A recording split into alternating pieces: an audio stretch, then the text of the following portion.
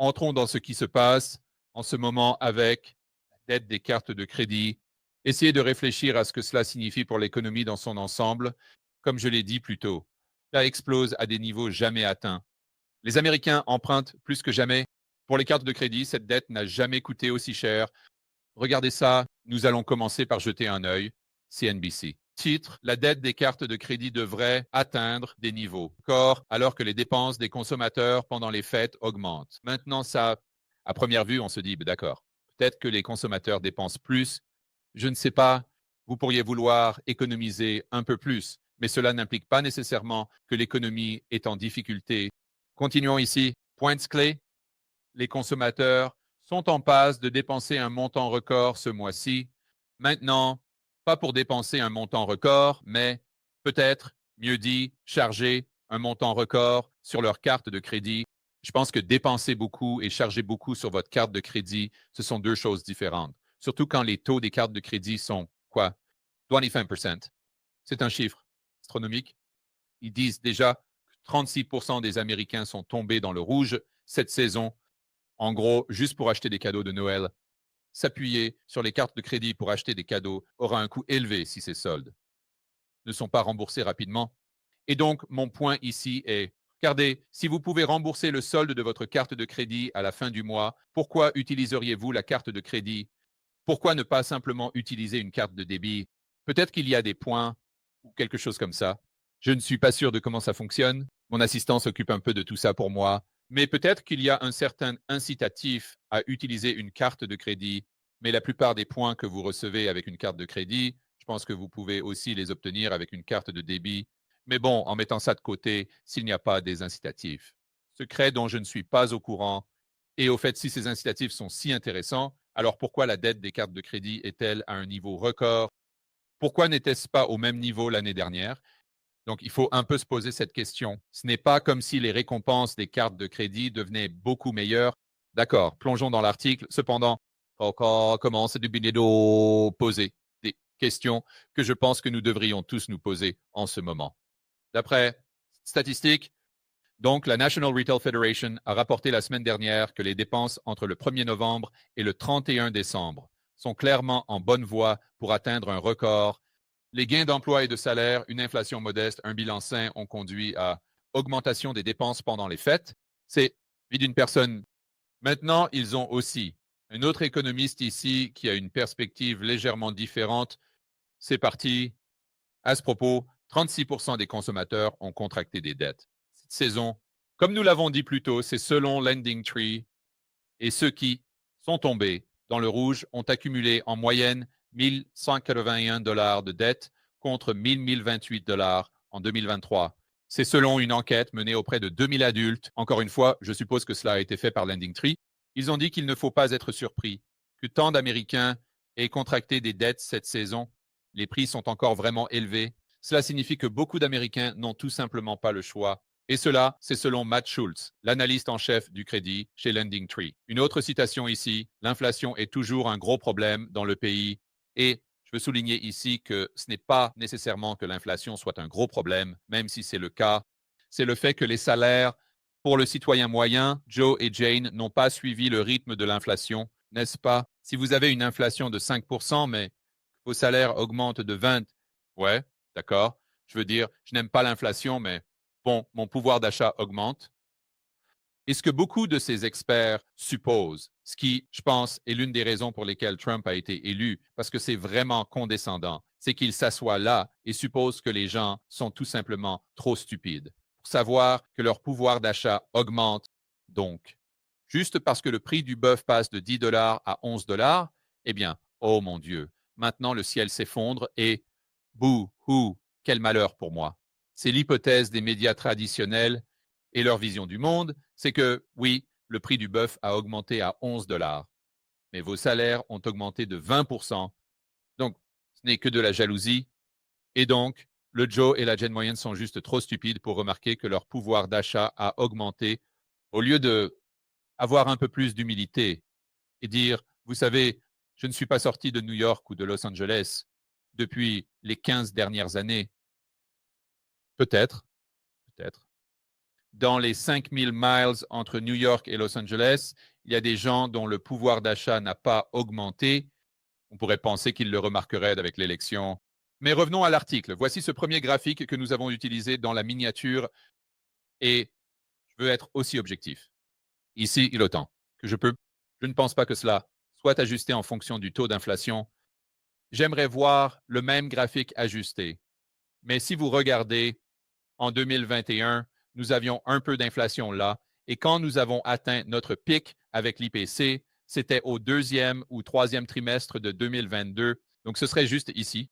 Et depuis lors, nous avons eu de la désinflation.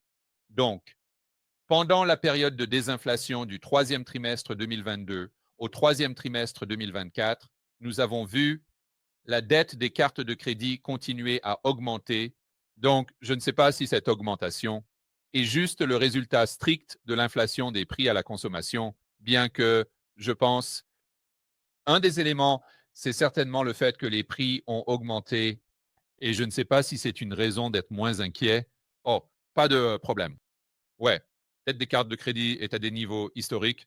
Eh bien, c'est juste parce que les prix ont augmenté de 40%.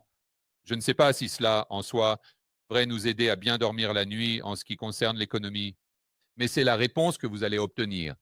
Mais pour être clair ici, je pense que même si vous ajustez pour l'inflation, nous serions toujours à des niveaux historiques en termes réels. Alors c'est parti. En entrant dans la période de pointe des achats de vacances, les soldes des cartes de crédit étaient déjà 8,1%, plus élevés que l'année dernière. D'accord, alors réfléchissons à cela. Avons-nous eu une augmentation des prix de 8,1? Peut-être, peut-être, mais l'IPC global, pas que vous vouliez y croire, mais l'IPC global utilisé comme proxy est de 2,7, pas 8,1. Selon la Réserve fédérale, d'accord, la Banque de New York a compris. De plus, 28% des utilisateurs de cartes de crédit n'avaient pas remboursé les cadeaux qu'ils ont achetés l'année dernière. Ouais, d'accord, je ne savais pas ça. D'accord, maintenant, vous voyez, quand vous regardez juste le titre, ça n'a pas l'air si mauvais, mais quand vous regardez sous le capot, vous êtes là, wow, wow, wow, wow, wow. D'accord, voici un autre point de données qui est inquiétant. Voici un autre point de données qui est inquiétant quand vous regardez cela.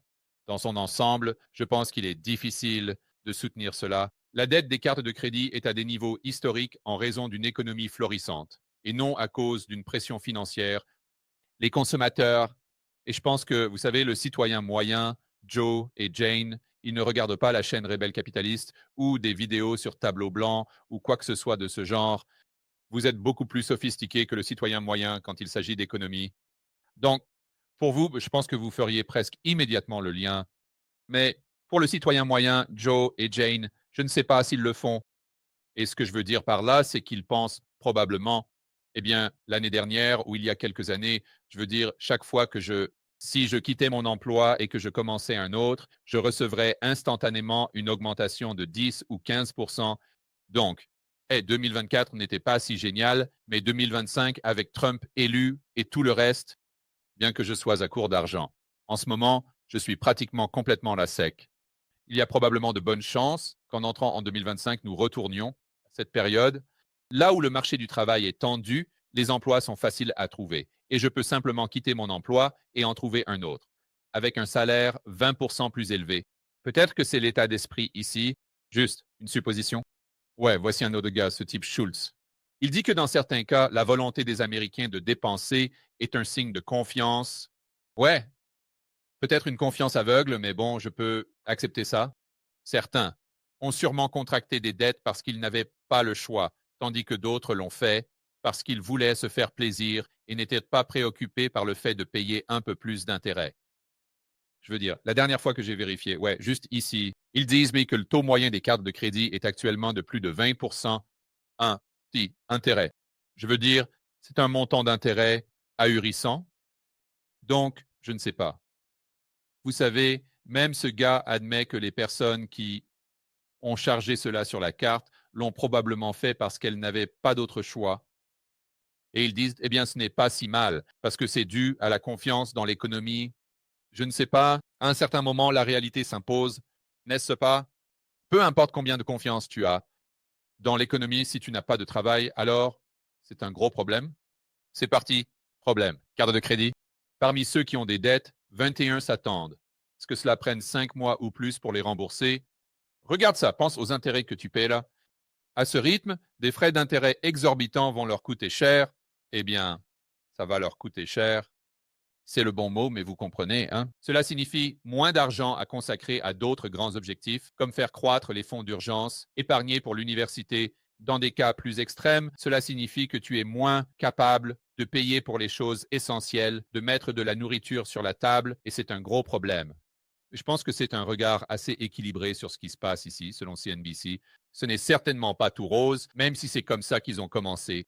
Ce que je veux faire maintenant, c'est passer en revue un graphique que j'ai trouvé vraiment intéressant quand je l'ai sorti ce matin. Et ça, c'est la dette des cartes de crédit depuis 2004.